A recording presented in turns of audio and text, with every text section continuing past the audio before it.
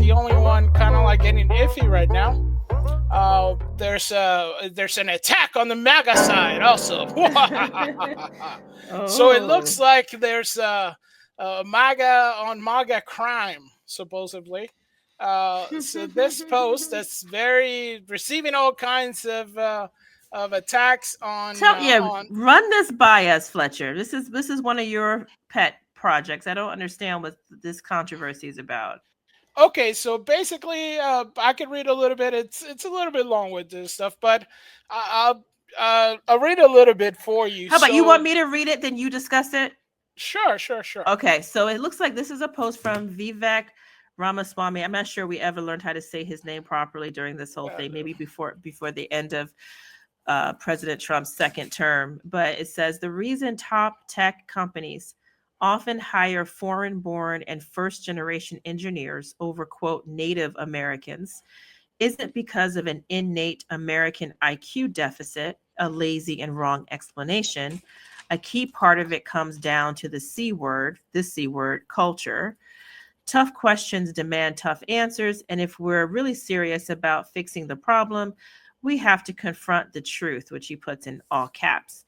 Our American culture has venerated mediocrity over excellence for way too long, at least since the 90s and likely longer. That doesn't start in college, it starts young, also in caps. A culture that celebrates the prom queen over the math Olympiad champ or the jock over the valedictorian will not produce the best engineers.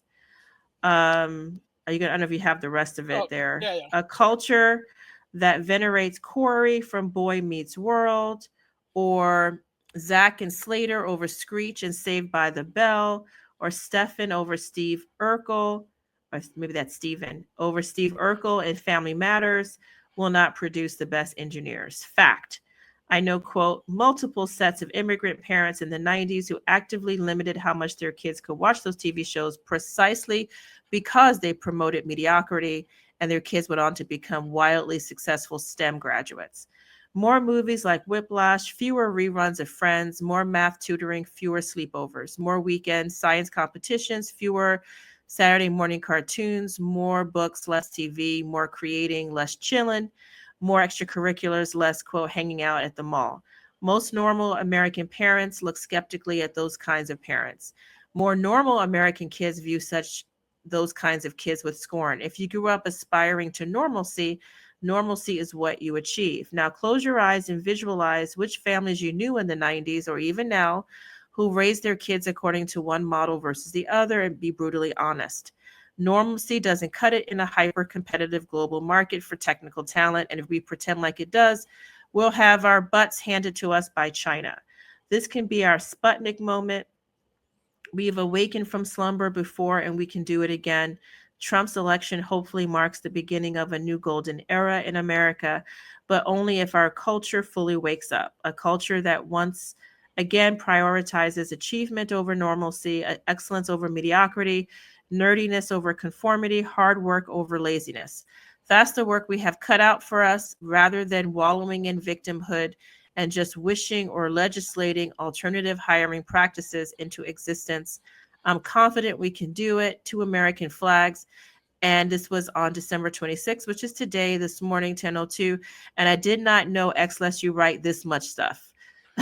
No, well, it's a pro council, yes, but this has gotten a lot of whiplash. It's funny that he put Whiplash as something that as a movie to watch because this he did receive some of that whiplash back because while some of the things that he's talking about we can see, we both know people like like it's funny like the what is the tiger moms and the Nigerian moms, the Muslim moms that do this kind of stuff to where you're like, you got to play the piano, you got to do all this kind of stuff. But I do feel that, yeah, sometimes in the United States you have a lot of the okay jock kind of stuff going on, but you do have a lot of excellency and all that kind of stuff that is happening. Some of the stuff that we've been fighting, I think, is that woke part that, yeah, maybe everybody gets a participation trophy, but a lot of the conservative side, at least, we push for the whole, you know, um, everything should be done. Are you the best at your field and the best that you could do? So he's getting a lot of slack for this, shall we say, from even within the MAGA crowd, who's calling for him to be taken out of the administration for this take. Now, my take on this is like, I think I feel where he's coming from, because he's obviously from a family of Indian descent, where they cherish education and things like that. We know a lot of families like that. Although we also know people that have gone not traditional education, but gone forth in different ways. So a lot of people are feeling this one. I wanted to have your take on it because you did not read this, you did not engage with this today. What is your first take on this? As somebody who values education as well. Thank you, Fletcher. I think my first take on this is that he's not wrong. He's not. He's not wrong. But I think maybe it's a little bit like the kid who's not, the popular kid doesn't know how to talk to people. It's almost Right? like this is not the way you talk. It's tone deaf. It's not the right time, or it's not the moment to make this kind of statement. You don't say it in this way. But as far as the substance of what he's saying, I totally agree. And in fact, there was a movie, not a movie, a book by Mm-hmm. a woman. It's called Tiger Mom. I think it might should Yeah. make a good movie. And that was very controversial. I don't know, maybe like 10 years ago or so. If you guys know when it was, let us know in the comments. And it's an Asian woman. I think she's Chinese. And I do believe she's a professor of some sort. And she was talking about, and I think it became a bestseller in the New York Times Yeah. just from Yeah. the Yeah. controversy alone, because she was saying that she does not let her kids be like normal American kids, because she says they do all these sleepovers, they play all these extracurricular sports and games, they don't do much studying, and their parents are very indulgent of them. They let them watch TV, they do all these things. She goes, my kids are raised the way I was raised, which is much more strict. It's much more like they have to do their homework, they have to play violin because I tell them to. They don't get to pursue just their own interests. They pursue things that I think were going to make them better people and better students and get into the best schools. And people say, oh, that's bad. But she's like, no, it's not. And so it was a big controversy. And she said, Tiger Mom, that's what a lot of Asian moms are like. But then she updated it. She goes, she's met now, I think it was in one of her introductions or forewords to the book. She goes, I used to think it was just Asians. But she said, actually, a lot of parents, immigrant parents, are this way. They want their kids to be the best. She goes, I've met African parents like this. I've met, European parents like this. It's not just Asians. Anyone can be a tiger mom.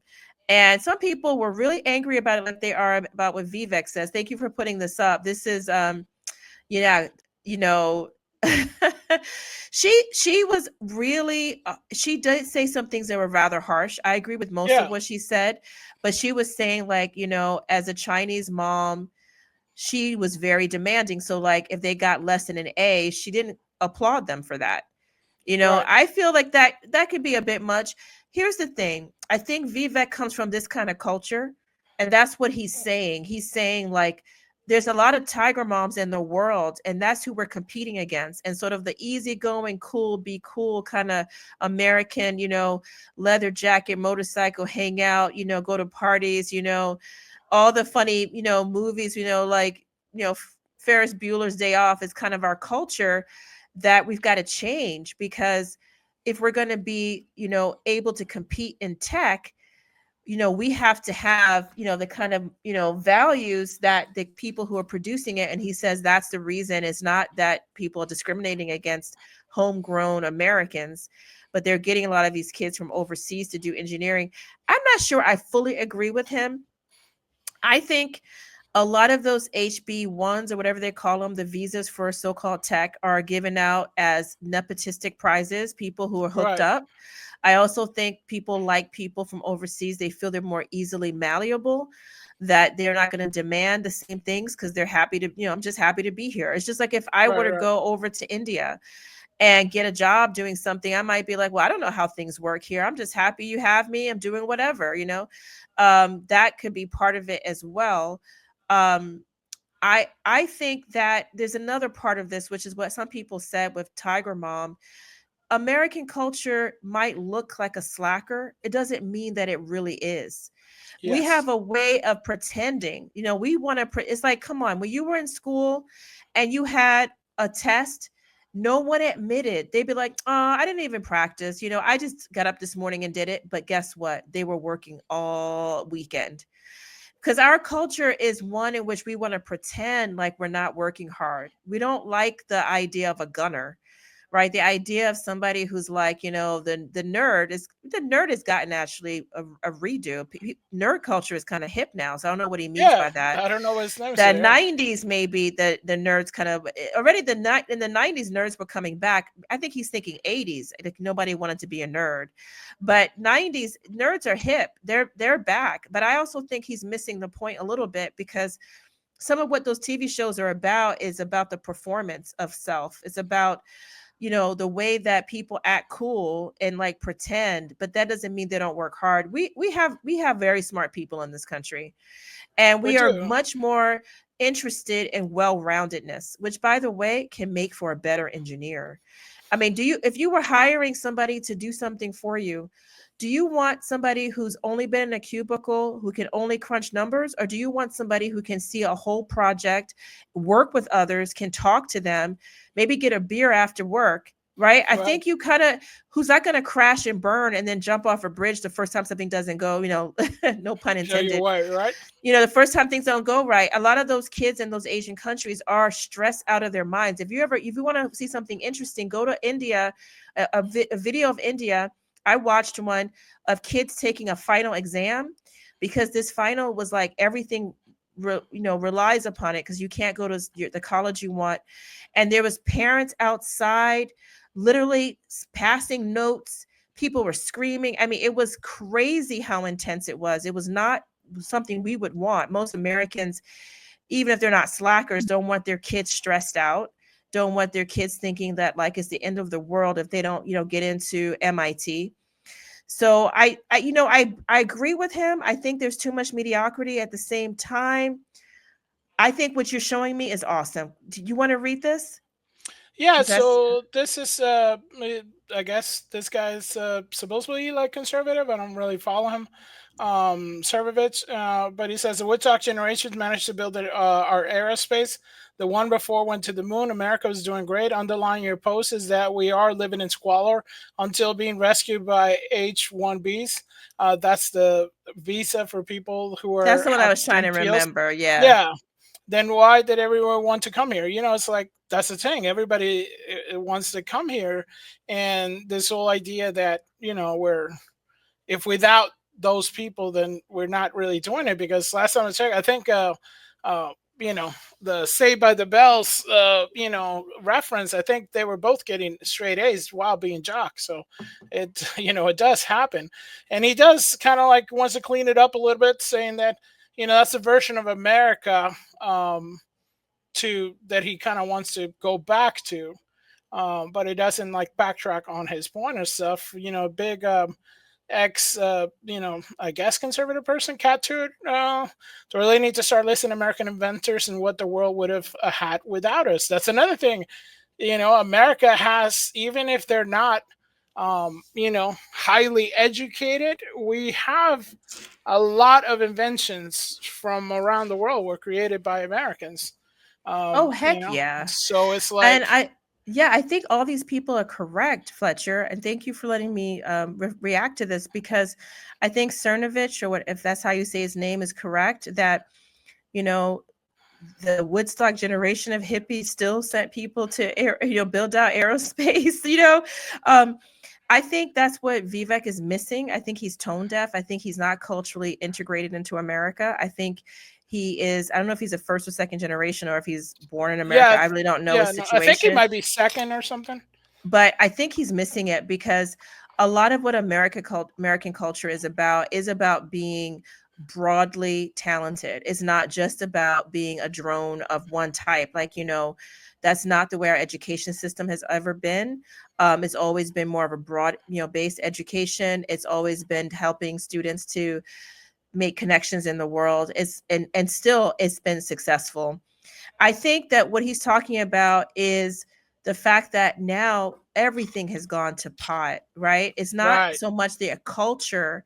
He's saying it's something about our culture.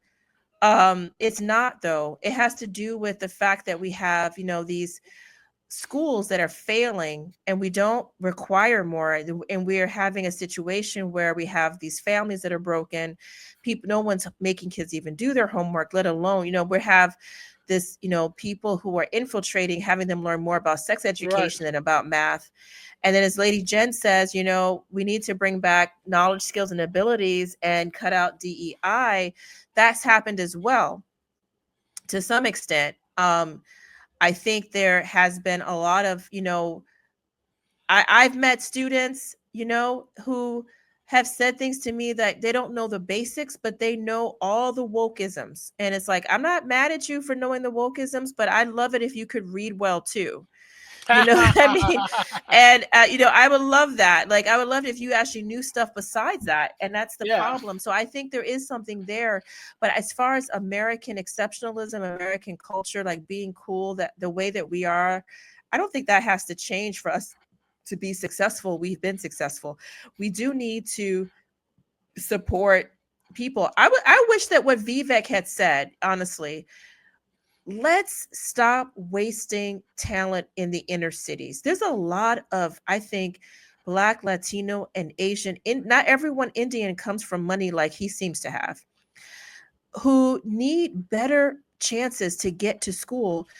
President Right. Trump has talked about having vouchers. He seems to like vouchers. Instead of kids having to go to their, zone school or the school they have to go to from their neighborhood because it's the public school near them that's crumbling and falling apart, with a teacher, who's trying to talk to them about pronouns but not about, presidential policies or anything interesting, or physics. Give those kids, either change the school or give those kids a chance to go to the school uptown where, it has AP classes. Think about that movie I think we've talked about before, Fletcher, Stand and Deliver. Oh yeah, And I'd that's love great. for Vivek to see that movie. Maybe that's what someone should tell him in the comments, because Yeah. that movie, based on an absolutely true story starring Edward James Olmos, which is a fabulous story, and it's absolutely true, was a real life businessman who went back to, like, I think it might be the high school he went to, or just the high school Yeah. that I was believe near it was him, the high school that he went to. to teach, right, to teach math. And these were kids came from, they were Chicano children.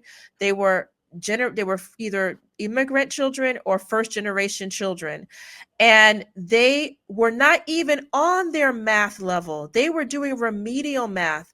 And Right. this man was shocked. And guess what he did? He got them from the point of not just remedial math to doing high level calculus, and had them pass the advanced placement calculus test, which, if any of you guys have gone to a good school and tried to do that, that is not easy to do. Very hard to do. I've known very smart people who couldn't pass it, and or maybe at most squeeze out a three. It's on a Oh scale of yeah. 1 to 5. These And what kids were happened getting to? fours and fives, and they're from poor, broke, ghetto environments, from barrios. He had to go, like, grab them out from, like, Yeah, from stealing gang cars. violence, from Yeah, from from all gang. They were kinds of Some of stuff. them were literally in gangs, and he got them to pass the AP calculus. It didn't have nothing to do with them, but having nerd culture or anything like that. It had to do with someone caring about them and having a teacher with high expectations, Right. who has the. I love that And David what did Sir it Glenn teach? says it's a great movie. It's a great movie. What were you It saying, is a great. Fletcher? It's a I said everybody should watch it. it is. It's a must see, and the part of what I think Vivek could see is what happened to Mr. Escalante, which was the real life protagonist of that movie, done so wonderfully well by Jamerson almost, is that Senor Escalante, who, like you said, gave up a very high paying job in the tech industry doing supercomputers to teach his kids. He was ostracized, and basically he quit because of the pressure that he received from the The teachers union, teachers union, the teachers because they're union saying he was hated doing too him. much. They said he was doing too much. He made them look bad. They said he was putting too much pressure on the kids, which he wasn't, but he did make them work. But he made it fun. They knew that they all knew he loved them. That's what they needed to hear. They needed to know that he wasn't in there just for like a paycheck and get all the union benefits. He was there because he said, I want to see you change your lives. And they loved him. And so they didn't mind. They even came in like on a Saturday to practice for the test and everything. And in fact, you guys, I don't want to give away the movie, so you should see it, but I should tell you that what they did was extraordinary. Extraordinary.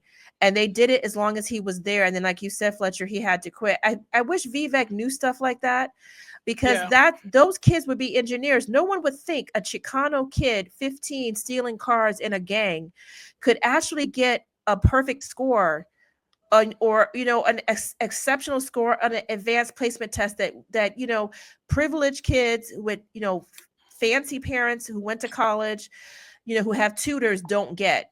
That's what this kid could do. They could all do it. I wish he had said that instead. Like, you know what? We should push kids to go further. But instead, he made it seem like something about American culture is bad. I can see why people reacted that way. Although, to be fair, I kind of get his point. Share, like, and subscribe. Help us out.